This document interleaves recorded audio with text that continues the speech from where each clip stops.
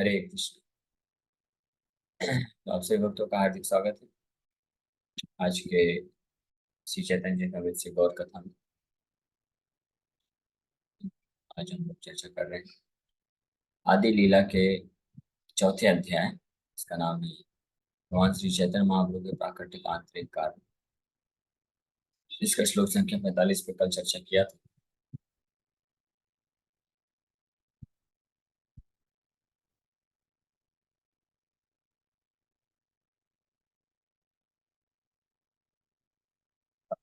उसके आगे भी कर लिया था कि माधुर्य रस की विशेषताएं क्या होती है, इसमें बताया जा रहा है। अब भगवान उस माधुर्य रस को सुपरलेटिव डिग्री में सर्वश्रेष्ठ रूप में आस्वादन करने के लिए प्रकट होते हैं श्री चैतन्य महाप्रभु। यहाँ तक हमने किया था। प्रौढ़ निर्मल भाव प्रेम सर्वतम कृष्णे रमाधुर्य रसास्वादकारम अतएव से भाव अंगीकार करे साधि लेना निज वांछा Gaurang Shri Hari. Therefore, Lord Gauranga, who is Sri Hari himself, accepted the sentiments of Radha and thus fulfilled his own desires. Shrimati Radha Rani का जो सर्वोत्तम भाव है कृष्ण के प्रति प्रेम महाभाव, मदनाख्य महाभाव उसको बोला जाता है, उसका आस्वादन करने के लिए श्री चैतन्य महाप्रभु करते हैं और उनके भाव को लेकर। और इस बात का प्रमाण जो कई शास्त्रों में प्राप्त होता है। श्री रूप गोस्वामी अपने ग्रंथ स्तव माला ग्रंथ में चैतन्य अष्टक लिखते हैं। तो 3 चैतन्य अष्टक का हम प्रार्थना लिखते हैं। उसमें से पहला और द्वितीय चैतन्य अष्टक के एक एक श्लोक को यहाँ पे उद्धृत कर रहे हैं श्री कविराज गोस्वामी।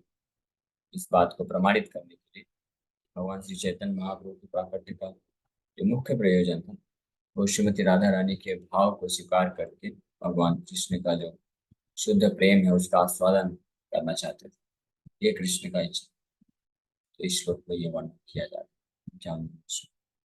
सुरेशानां दुर्गम गतिरतिशयेनोपनिषदाम् मुनीनां सर्वस्वं प्रणतपटलिनां मधुरिमा विनिर्यासः प्रेम्णो निखिलपशुपालां भुजदृशाम् सचैतन्यः किं मे पुनरपि दृशो यास्यति पदम्।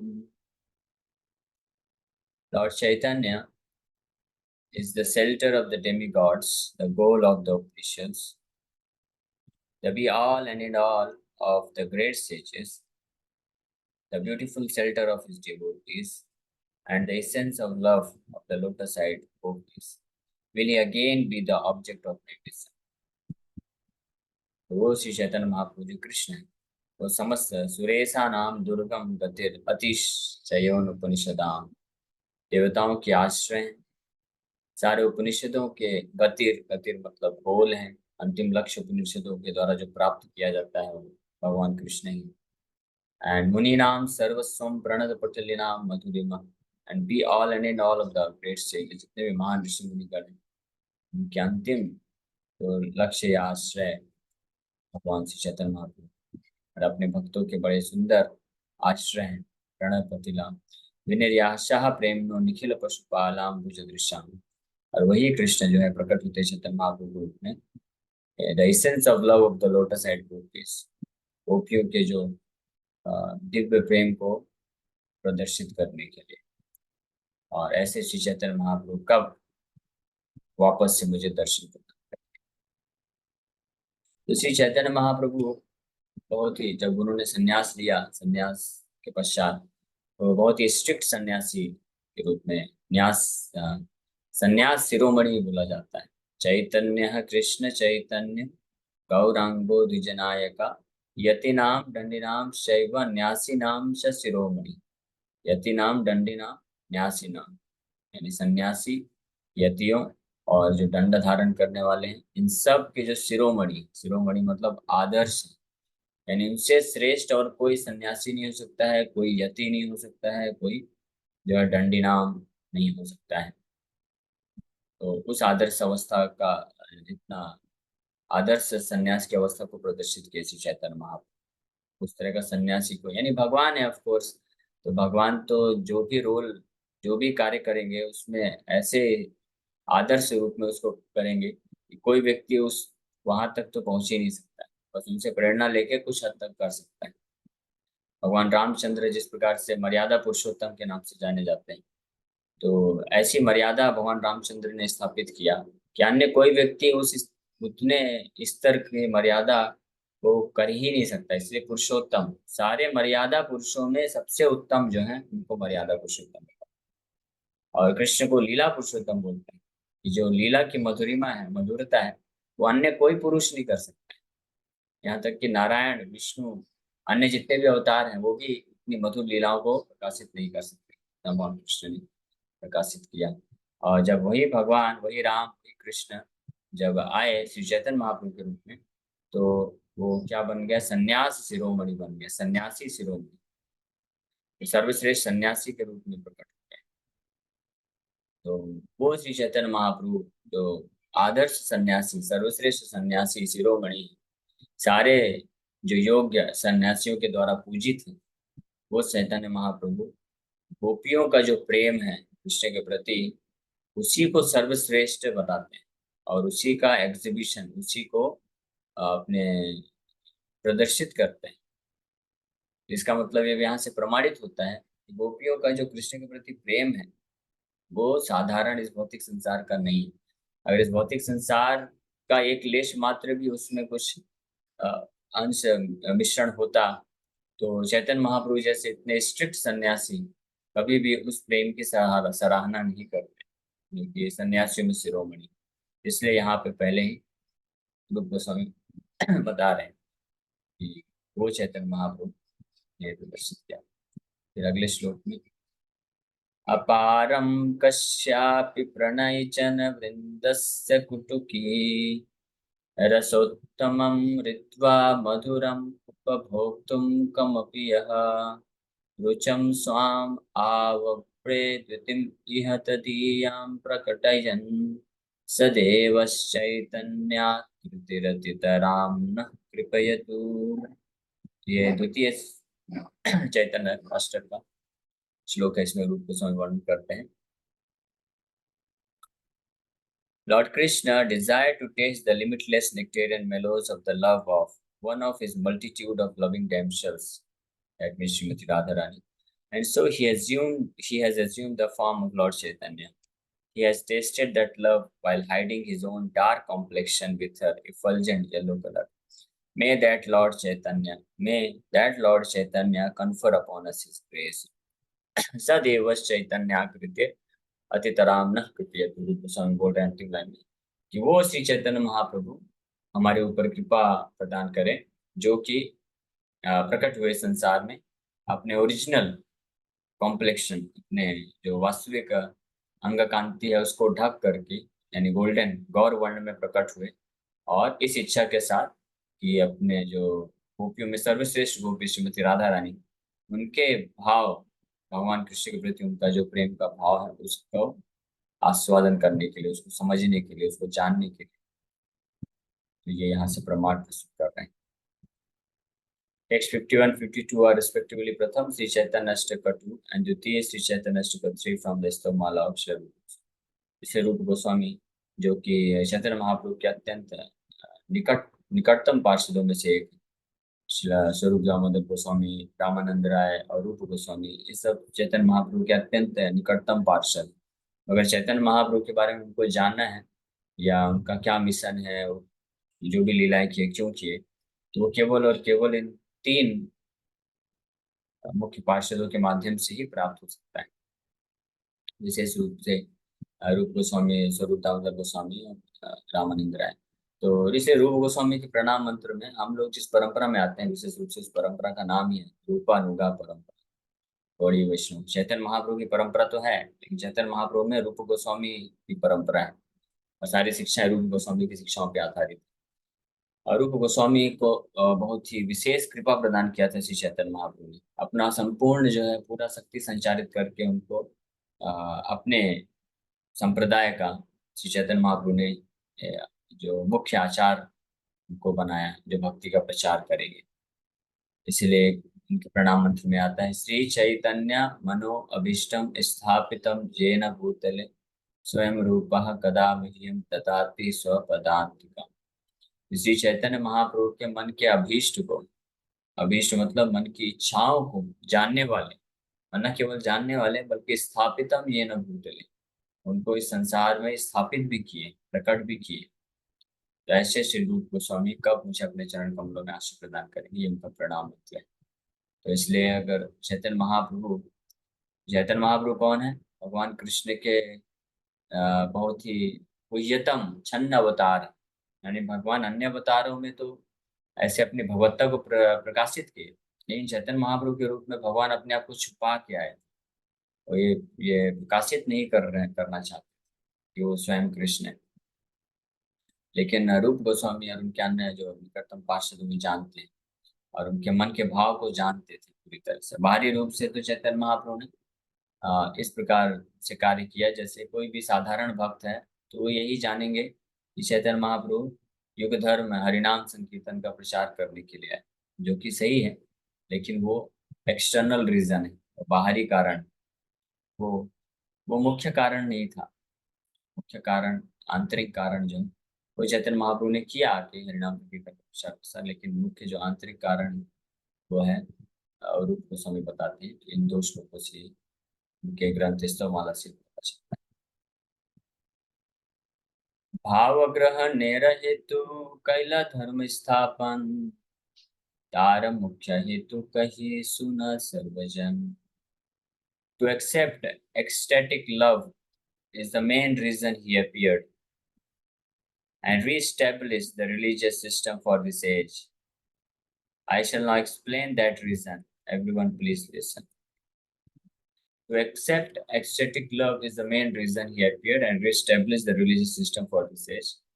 I shall now explain that reason. कौन सा रीजन? जो मुख्य रीजन है उसको सुनिए। भाव ग्रहणेरा हेतु पहला धर्म स्थापना, जो मुख्य कारण है जो शुद्ध गोपियों का जो प्रेम है उसको खुद आस्वादन करना और उसको स्थापित करना, ये कारण। मूल हेतु आगे श्लोकेर कैला आभास, एबे कहीं से श्लोकेर अर्थ प्रकाश। Having first given hints about the words describing the principal reason why the Lord appeared, now I shall manifest its full meaning. कविराज गोस्वामी बता रहे हैं कि अभी तो जस्ट मैंने वो श्लोक उद्धृत किया, श्लोक बताया, जिसमें भगवान श्री चैतन्य महाप्रभु के प्रकट होने का जो मूल प्रयोजन, मुख्य कारण वो प्रकट होता है, और उसके द्वारा कुछ मैंने हिंट दिया बस। अब मैं आप सबको विस्तार से बताने वाला हूँ उसका पूरा जो मीनिंग है, अर्थ है। आप सब लोग ध्यान पूर्वक रिक्वेस्ट कर रहे हैं कि सुना सर्वजन। I shall not explain that reason, everyone please listen. सुनिए। तो इसलिए आप सबसे रिक्वेस्ट है ध्यान पूर्वक सुनते जाइएगा, आगे पूरा वर्णन करने वाले हैं। ध्यान पूर्वक क्यों सुनने को बोल रहे हैं? इससे हमारा क्या फायदा हो? चैतन्य महाप्रभु आए, ठीक है, मुख्य प्रयोजन उनका कुछ था, अपना खुद श्रीमती राधा रानी के भाव को लेकर के आस्वादन करना चाहते थे, ये मुख्य प्रयोजन है। उससे हमको क्या लेना देना है? उनको तो हरिनाम संकीर्तन दिया, प्रचार प्रसार किए, हो गया हमारा। नहीं नहीं, अगर हम इसको ध्यान पूर्वक सुनेंगे तो लाभ क्या मिलेगा? श्री चैतन्य महाप्रभु के इस प्रकार के जो मुख्य कारण है, आ, ब्रज के शुद्ध प्रेम, गोपियों के शुद्ध प्रेम का आस्वादन करने का, वो जो भी भक्त ध्यान से सुनेगा वो चैतन्य महाप्रभु की कृपा को प्राप्त करेगा और उस भाव को प्राप्त करने के लिए योग्य बन सकता है। अब ये श्लोक उद्धृत कर रहे हैं वापस से, टेक्स्ट 55, जो कि this text is from the diary of Srila Swarup Damodar Goswami. It appears as the 5th and 14th verses of Sri Chaitanya Charitamrita. First 14, 5th of the first. तो ये जो श्लोक है ये भगवान कृष्ण के जो मुख्य प्रयोजन है उसको बड़े स्पष्ट रूप में वर्णन यहाँ पे करता है। ये श्रीला स्वरूप दामोदर गोस्वामी, जो कि चैतन्य महाप्रभु के अत्यंत घनिष्ठम पार्षद हैं, तो उनके डायरी से प्राप्त हुआ है, उन्होंने मेंशन किया हुआ है। और इसी श्लोक को कविराज गोस्वामी अपने ग्रंथ चैतन्य चरितमृत के आरंभ में जब वो मंगलाचरण करते हैं, जो भक्त शुरू से पहले अध्याय से हैं तो वो जानेंगे कि पहले 14 श्लोक जो इस ग्रंथ में प्रकट हुए हैं वो मंगलाचरण के रूप में कविराज गोस्वामी करते हैं। और उसका जो 5वां श्लोक है वो स्वरूप दामोदर गोस्वामी के द्वारा जो रिसाइटेड श्लोक है, जिसमें चैतन्य महाप्रभु की प्राकट्य के स्वरूप का वर्णन प्राप्त होता है। राधा कृष्ण प्रणय विकृतिर्लात निसक्तिरस्मा एकात्मनावपि भुवि पुरदेह भेदं गतौ तौ चैतन्याख्यं प्रकट अधुना तत्त्वयं चैकमाप्तं राधा भावद्युति सुवलितं नौमि कृष्ण स्वरूपम्। The loving affairs of Sri Radha and Krishna are transcendental manifestations of the Lord's internal pleasure giving intention. Radha Krishna की जो लीलाएं हैं वो दिव्य भगवान की जो दिव्य आह्लादनी शक्ति उसका ही प्राकृतिक स्वरूप है। इस भौतिक जगत का कोई इसमें लेना देना नहीं है। भौतिक जगत के रजोगुण तमोगुण सतोगुण से परे है। Although Radha and Krishna are one in their identity, they separated themselves eternally. Now these two transcendental identities have again united in the form of Sri Krishna Chaitanya. Shri Krishna Chaitanya Mahaprabhu कौन है, उनकी आइडेंटिटी के विषय में यहाँ पे स्पष्ट वर्णन करते हैं। I bow down to him who has manifested himself with the sentiment and complexion of Srimati Radharani, although he is Krishna himself. So Radha Krishna की जो दिव्य लीलाएं हैं वो दिव्य धरातल पे होती है और भगवान की अंतरंगा आह्लादनी शक्ति के द्वारा संचालित होते हैं। इस भौतिक बहिरंगा शक्ति के द्वारा संचालित नहीं होती है। यानी इस भौतिक जगत का कोई भी उसमें कल्मश नहीं है। और हालांकि राधा और कृष्णा एक ही है, एक ही आइडेंटिटी, एक ही व्यक्ति है, लेकिन लीला को प्रदर्शित करने के लिए वो सनातन रूप से दो रूपों में प्रकट होते हैं, राधा एंड कृष्ण। लेकिन वही राधा एंड कृष्णा अब एक वापस से यूनाइट होकर के, एक होकर के श्री कृष्ण चैतन्य महाप्रभु के रूप में प्रकट हो गए हैं। ऐसे श्री कृष्ण चैतन्य महाप्रभु को मैं प्रणाम करता हूँ, जिन्होंने श्रीमती राधा रानी का अंग कांति और भाव को स्वीकार किया है, लेकिन जो और वो है खुद कृष्ण ही। तो ये स्वरूप गोस्वामी अपनी डायरी में वर्णन करते हैं श्री चैतन्य महाप्रभु के विषय में। यहीं से कविराज गोस्वामी श्लोक के माध्यम से ही हम उनको समझाने का प्रयास कर रहे हैं।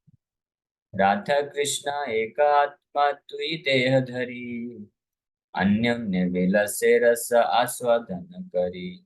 Radha and Krishna are one and the same, but they have assumed two bodies. Thus they enjoy each other, tasting the mellows of love.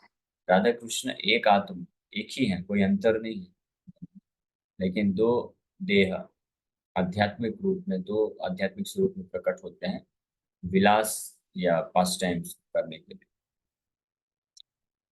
तो इसका तात्पर्य काफी बड़ा है,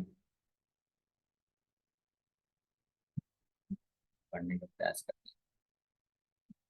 The true transcendentalists Radha and Krishna are a puzzle to materialists. जितने भी भौतिकवादी हैं और भौतिकवादी हैं और साथ ही साथ में यहाँ तक कि जो ज्ञानी हैं और ऐसे अध्यात्मवादी भी जो कि श्री चैतन्य महाप्रभु के लाइन में नहीं है, तो उनके लिए भी राधा और कृष्णा हमेशा पजलिंग है, पजल है। पजल मतलब जिनको रहस्य, जिनके रहस्य को कोई समझ नहीं सकता है। अलग अलग लोग अलग अलग प्रकार से व्याख्या, लेकिन असली व्याख्या हमको कहाँ से पता चल सकती है? श्री चैतन्य महाप्रभु की परंपरा से। The above description of Radha and Krishna from the diary of Srila Swarupa Damodar Goswami is the condensed explanation. But one needs great spiritual insight to understand the mystery of these two personalities. ये जो कविराज गोस्वामी कृपा जी बता रहे हैं, ये जो श्लोक स्वरूप दामोदर गोस्वामी से लिया गया है, ये राधा और कृष्ण के बारे में, राधा और कृष्ण तत्व को समझाने के लिए बहुत ही कंडेंस्ड व्याख्या है। कंडेंस्ड मतलब बहुत ही गाढ़ा है और छुपा हुआ है सूत्र रूप में। इसको समझने के लिए भी व्यक्ति को बहुत ही ज्यादा आध्यात्मिक उन्नति की अवस्था में पहुंचना पड़ेगा, तब वो समझ सकते हैं, अन्यथा कोई समझ नहीं सकता। One is enjoying into Shri Krishna is the potent factor and Srimati Radharani is the internal potential. तो हालांकि ये दोनों एक ही हैं, लेकिन एक जो है पोटेंट यानी शक्तिमान बनते हैं, और दूसरी जो है वो इंटरनल पोटेंशियल शक्ति है भगवान की। और वेद व्या वाक्य भी है कि शक्ति शक्तिमान अभेदो अभेदो अभेद है, यानी शक्ति और शक्तिमान में कोई अंतर नहीं भी है और अंतर है भी, इसी को अचिंत्य भेदा भेद तत्व भी बोलते हैं। इसलिए ये समझना बहुत मुश्किल है कि कौन जो शक्तिमान है, शक्ति है, ये दोनों अलग हैं या एक है। इसलिए हमेशा पजल बना रहता है, पजलिंग सिचुएशन बनी रहती है। According to Vedanta philosophy there is no difference between the potent यानी शक्तिमान एंड द पोटेंशियल यानी शक्ति, they are identical. We cannot differentiate between one and the other any more than we can separate fire from heat. जैसे कि अग्नि और ऊष्मा, अग्नि और ऊष्मा को जैसे हम अलग नहीं कर सकते, उसी प्रकार से शक्तिमान और शक्ति को अलग नहीं किया जा सकता है। इसलिए समझना बड़ा मुश्किल हो जाता है किसी भी व्यक्ति के लिए। Everything in the absolute is inconceivable in relative existence. इसलिए प्रभुपाद जी स्पष्ट लिख रहे हैं कि एब्सोल्यूट आध्यात्मिक जगत में हर चीज जो है पूरी तरह से इस भौतिक जगत के अस्तित्व में अचिंत्य है। इसको समझ पाना मुश्किल है। Therefore, in relative cognizance, it is very difficult to assimilate this truth of the oneness between the potent and the potential. The philosophy of inconceivable oneness and difference propounded by Lord Chaitanya is the only source of understanding for such intricacies of transcendence. इसलिए आध्यात्मिक धरातल की चीजों को इस भौतिक धरातल में लाकर समझना ये पॉसिबल नहीं है। इसलिए श्री चैतन्य महाप्रभु ने हम सब के ऊपर कृपा करते हुए अचिंत्य भेदाभेद तत्व प्रदान किया है, जिसके माध्यम से हम एक कुछ हद तक एक समझ विकसित कर सकते हैं वैसे। लेकिन फिर भी यहाँ पे ये वर्णन किया जाएगा। हालांकि ये सब जो चीजें जो सब्जेक्ट मैटर है ये हर किसी के समझ के परे है। तो फिर कोई पूछेगा फिर हम लोग इसको समझ, हम लोग इसको क्यों पढ़ रहे हैं, क्यों सुन रहे हैं?